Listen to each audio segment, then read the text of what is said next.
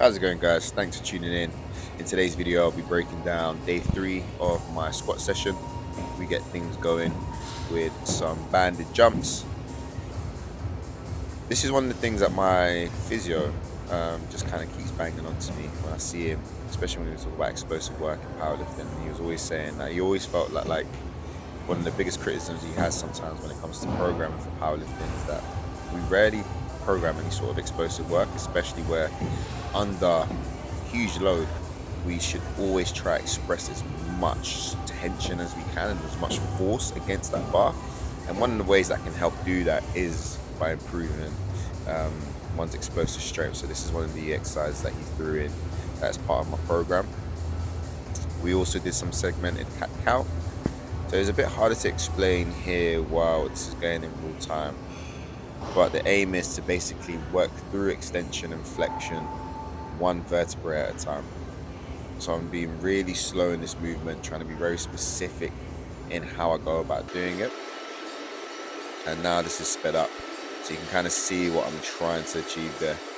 Really focusing on one vertebrae at a time, going into flexion and also in extension. And I find this really helps, especially just to maintain a bit of awareness going through my spine, wake up those smaller muscles in around my spine, and just, have a healthier spine as well. Then we move on to the spine cars, so controlled articulate rotations. So with this movement, very similar in regards to the objective of what we're trying to do, where we're moving exclusively just through the spine, trying to maintain as much of a rigid position as possible, which is why you see the foam roller behind me, because the whole aim there is to not bias using my hips, and I'm just trying to only use my spine. Again, as we start to speed up the footage, you can see how meticulous my movement is just through the spine. I'm not trying to move anything else. And now that I'm limbered up, well, I thought I was anyway, we're going to get into squats. So we're pretty much starting all the way from my warm-up sets right up into my working sets. One thing that you see here, or you may not notice, to which you'll probably notice now that I mention it, was despite my squats looking fine, you can see that my hand is slightly open, and I just felt a bit of tightness in my shoulders. Therefore, I wasn't really able to kind of get good, or rather maintain a tighter back. So you can see my hands are really open here, and I advise against this massively. I'm a big advocate of practicing how you mean to carry out.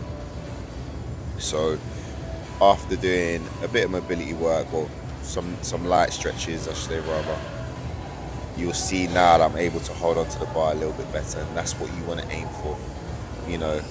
Every time I warm up, I always warm up with the intent of lifting the weight that I want to get, whether it'll be on the day or on competition.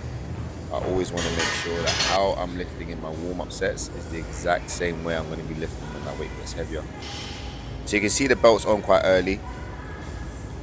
Again, just trying to get used to it. I haven't squatted with a belt in a very, very long time.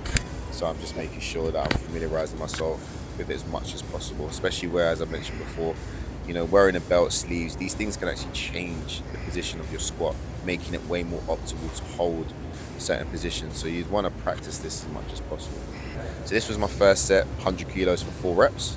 Then we move on to 120 kilos for 4 reps again.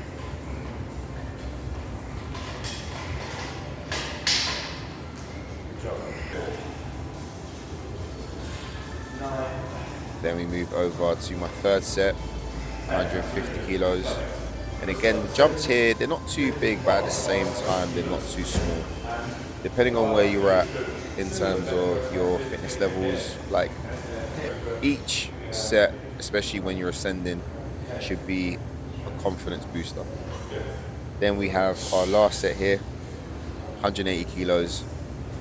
And despite the rack out feeling, or the unrack I should say, excuse me, feeling pretty hard, like the bar was feeling really heavy on my back. I'm actually really happy with how this set turned out. It wasn't as quick as technique was really consistent all the way through. Then we move over to the snatch grip RDLs. So this was my top set of 120 kilos.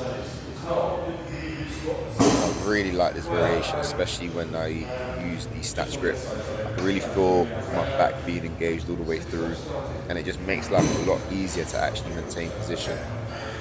Therefore, I can get a deeper stretch, really focus on driving those hits through.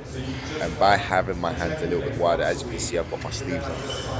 This actually makes life a little bit easier for me to go as low as I can, because I actually just get to the top of the sleeves, which is great, because that then is at that point rather is as far as I can go. So if I was to keep my hands a little bit closer, I'd probably be able to have the mobility to then reach all the way down to the ground, and that's where the movement slightly changes into a stiff leg deadlift. So I want to still keep as much tension going through my hamstrings and glutes. So this is 90 kilos for a set of 10. At this point, my butt fire. My gosh. And then we move on to the last set. You know, reiterating what I said before about back off sets, like everything, when it comes to strength training, everything should look as good as the last set. I don't care, you know, albeit that if you're going for a rep max attempt, then of course there will be some breakdown because you are looking to go beyond what you've done before. But the intention should always be the same, like lift with good form, and you'll progress further than you ever know. So thanks for watching, like, share, and subscribe.